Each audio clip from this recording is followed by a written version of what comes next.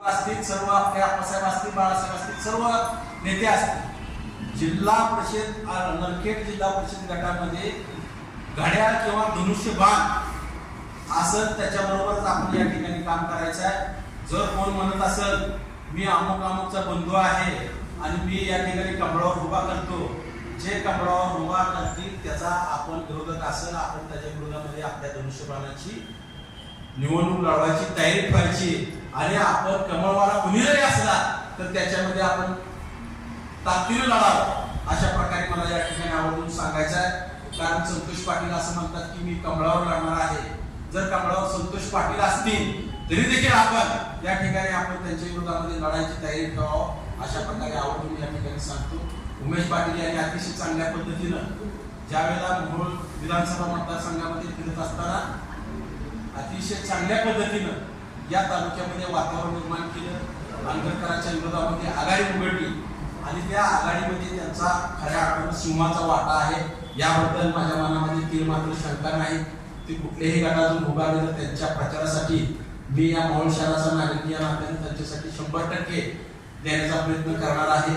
आणि त्यांनी खऱ्या अर्थाने या मोहोळ तालुक्यामध्ये विरोधकाची चांगली घडी बसवण्याचं काम केलेलं आहे आणि जे ती घडी विस्कटण्याचा प्रयत्न या ठिकाणी करत आहे त्या घडी विस्कटून न देता आपण सर्वांनी एकसंघ राहिलं पाहिजे अशा प्रकारची अपेक्षा करतो. आपले या ठिकाणी नेते एकनाथभाई शिंदे यांनी अतिशय चांगल्या पद्धतीने नगरपालिकेला सभा घेतली. अशाच पद्धतीने आपले वरचे नेते जे असतील, मंत्री असतील किंवा एकनाथभाई शिंदे असतील किंवा अनेक आपले प्रचारक असतील यांना आपण चांगल्या पद्धतीने सभा घेऊ. प्रत्येकाने 6च्या 6 जिल्हा परिषद गट असतील, 12 पंचायत समितीचे गट असतील याच्यासाठी मुलाखत द्यावी अशा प्रकारची अपेक्षा आपल्याकडून या ठिकाणी करतो. आणि मला या ठिकाणी आवर्जून सांगायचं आहे की तिरंगी लढत कुठल्याही प्रकारची होऊ न देता, आंबेडकरांचा कुठल्याही प्रकारचा फायदा न होऊ देता आपण त्यांचा पराजय कसा झाला पाहिजे याच्यासाठी सर्वांनी प्रयत्न केले पाहिजे अशा प्रकारची अपेक्षा या ठिकाणी आपल्याकडून व्यक्त करतो. पुन्हा एकदा ग्रामीण भागातल्या कार्यकर्त्यांवर सातत्यानं जिल्हा परिषद आणि पंचायत समितीच्या निवडणुकीत अन्याय झालेला आहे आणि त्या अन्यायाची परतफेड करण्यासाठी आपण सगळ्यांनी सज्ज राहिलं पाहिजे अशा प्रकारची आपल्याकडून अपेक्षा व्यक्त करून थांबतो. जय हिंद, जय महाराष्ट्र. सदस्य, मुथुननगर सेवक त्याचे सर्वच शिवसेनेचे पदाधिकारी, खरं तर आपण या ठिकाणी लढत असताना प्रत्येक गटामध्ये प्रत्येकाने आपापले काय ताकद आहे किंवा आपण लढलो तर आपला विजय कुठल्या गटामध्ये होईल किंवा कुठला पंचायत समिती गट लढला तर आपला विजय होईल ही महत्वाची भूमिका त्या ठिकाणी आपण घेणं अत्यंत गरजेचं आहे. खरं तर आपला विरोधक कोण आहे हे पाहणं या ठिकाणी अत्यंत गरजेचं आहे. कारण का आपला विरोधक या ठिकाणी आमदारकी असेल, नगरपालिका असेल यामधून त्याचा स्वप्न साफ झालेला आहे.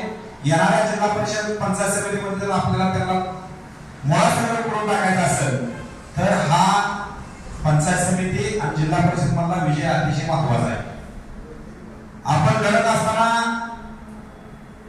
प्रत्येकाने इच्छा व्यक्त करणं, उमेदवारी मागणं हे 100% गरजेचं आहे. परंतु प्रत्येकाचं त्या आपल्या आपल्या गणामध्ये, आपल्या आपल्या जिल्हा परिषद गटामध्ये आपण स्वतः काय काम केलंय किंवा काय आपल्याला त्या ठिकाणी कशा पद्धतीने एखादा उमेदवाराला आपण स्वतः नसून आपल्यापेक्षा एखादा स्ट्रॉंग उमेदवार असेल त्याची देखील शिफारस आपण जर केली तर चालेल. कारण का एखादा बाबा मी स्वतः या ठिकाणी मी काय तर कमी माझ्यापेक्षा जर एखादा चांगला उमेदवार असेल तर त्याला देखील आपण त्याचा विचार त्या ठिकाणी करू. या ठिकाणी आपण आमदार राजभाऊ खरे यांच्या नेतृत्वाखाली ही जिल्हा परिषद पंचायत समितीची निवडणूक लढतोय.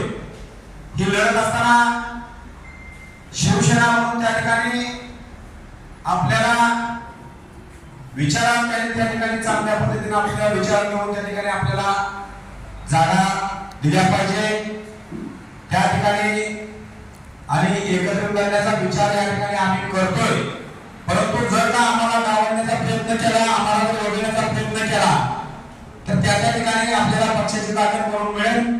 जसे आपण नगर पालिका या ठिकाणी लढलो तसेच आपण या ठिकाणी सर्व जागा 6च्या 6, 12च्या 12 पंचायत समिती 6च्या 6 जिल्हा परिषद लढण्याची देखील आपण तयारी या ठिकाणी ठेवतोय। एखाद्या फक्त तुम्ही या ठिकाणी काम करत असताना नरखेड असेल, पोखरापूर असेल, कामठी असेल, कुरोळ असेल किंवा आष्टे असेल किंवा बेलोर असेल, या ठिकाणी जर का आपल्याला चांगल्या पद्धतीने जेपीचा उमेदवार एखादा कोणता हाती लागत असेल तर ते देखील आपण बघा, प्रशासन लागत असेल ते देखील बघा, त्या ठिकाणी त्याला जे जे काय ताकद लागेल ती ताकद या ठिकाणी दिली जाईल। परंतु माणूस त्या ठिकाणी उमेदवार काढत असताना चांगला ताकदवान पाहिजे, निवडून येणारा पाहिजे। आणि जर का आपला एखादा उमेदवार कच्चा असेल तर त्याने देखील आपलं बाबा समजून घेतलं पाहिजे की बाबा या ठिकाणी मी काय या ठिकाणी लढू शकत नाही किंवा मी या ठिकाणी विजय होऊ शकत नाही। त्याची जर ताकद पंचायत समिती गाणार असेल तर त्या ठिकाणी पंचायत समिती गाण्यामध्ये दिली त्या पद्धतीनं या ठिकाणी राजभाऊ खरे या ठिकाणी आपली बैठक या ठिकाणी घेतील प्रमुख नेते मंडळीची आणि त्यावेळेस त्या ठिकाणी काय जे गोष्टी ठरतील। परंतु कुणी एखादी जागा गेली, कुणी काय गेलं म्हणून कुणी नाराज होऊ नये।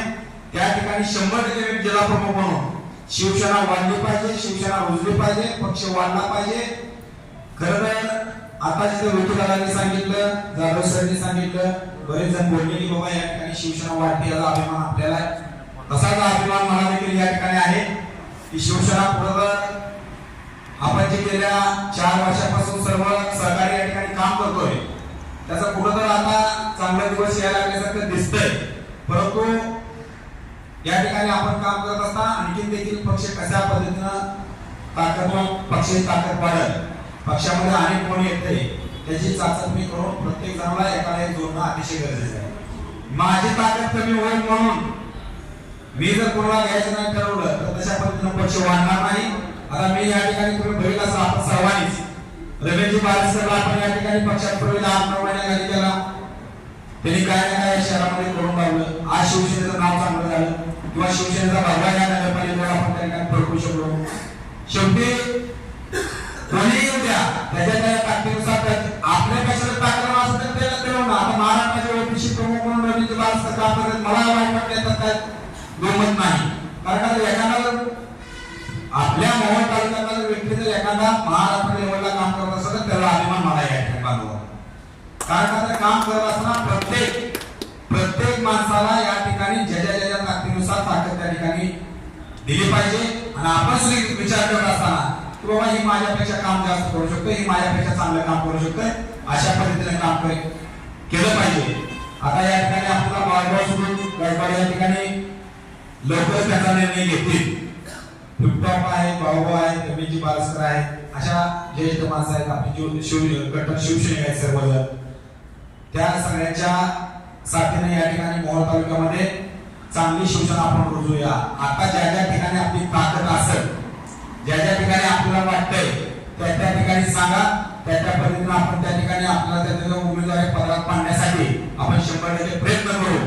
आणि जर का या ठिकाणी ज्यावेळेस आपल्याला कुठल्या उमेदवारी दिल्या जातील त्यावेळेस आपण बैठक लावू, तात्काळ त्या ठिकाणी बैठक लावू, मेन पदाधिकारी करू, मेन माणसांना बोलू, सगळ्यांना निश्चित आपण जे काही त्यांना करू की बाबा अशाच आपल्याला ही गट किंवा या व्यक्तिगतातले ही 2 गट 3 गट 4 गट जी काय असेल ती त्यावेळेस तुम्हाला त्या ठिकाणी आपण विचारात घेऊन अशा पद्धतीने आपण काय केलं पाहिजे। परंतु त्या ठिकाणी शिवसेना कशा पद्धतीने आपल्याला जास्तीत जास्त जिल्हा परिषद जागा, जास्तीत जास्त पंचायत समिती जागा येतील हे पाहणं अतिशय महत्त्वाचं आहे। या ठिकाणी आपल्याला राजभाऊ खरे यांची आमदार यांची ताकद आपल्याला आहे, आपल्या पाठीमागे आहे। एकनाथजी शिंदे साहेब या ठिकाणी मुख्यमंत्री आहेत, त्यांची आपल्या पाठीमागे ताकद आहे। भरतशेठ डोवाळे आहे, संजयजी मोरे आहे सचिव, आपले संपर्क प्रमुख संजयजी कदम साहेब आहेत, आपले संपर्क मंत्री प्रतापजी सरनाईक साहेब आहेत। परंतु ह्या एवढ्या चांगल्या लोकांची ताकद असताना आपण कुठेही पक्ष वाढवण्यासाठी कमी पडू नये। आणि येणाऱ्या काळामध्ये या ठिकाणी 2029 ला हा शिवसेनेचा आमदार या ठिकाणी आपल्या झाला पाहिजे, त्या विचारावर कुठेतरी आपण काम केलं पाहिजे। मग त्यासाठी नगरपालिका आपली आणि जिल्हा परिषद पंचायत समिती देखील तेवढीच महत्वाची आहे। आपले जे मित्रपक्ष आपल्याकडून येण्यास तयार आहेत, आपण कुठेही त्याला आपली मान खाली जायला अशी त्यांनी वागणूक आपल्याला देऊ नये आणि जर का तुम्ही त्या पद्धतीने जर पण देणार असेल तर आपण सगळेजण तुमच्या सगळ्या विचारानं जो काही निर्णय घ्यायचा आहे ते आपण 100% घेऊ आणि आपण पुढील वाटचाल करू. परंतु या ठिकाणी आपण पाहत असाल आता या ठिकाणी विजयदादा डोंगरे यांचा आज प्रवेश झाला. उमेदवार या ठिकाणी मित्रपक्ष म्हणून आपल्याबरोबर आहेत आणि राजाभाऊ खरे आमदार यांच्या नेतृत्वाखाली आपण सगळ्या निवडणुका लढतोय. आज उद्या सकाळी किंवा उद्या संध्याकाळी दुपारपर्यंत त्या ठिकाणी आमदार साहेब बैठक घेतील. जी काय बैठक झाली ती या ठिकाणी तालुका प्रमुख असतील, शहर प्रमुख असतील व इतर आणि 4-5 जण त्या ठिकाणी तुमची 5 ते 10 जणांची एक कमिटी तयार करा.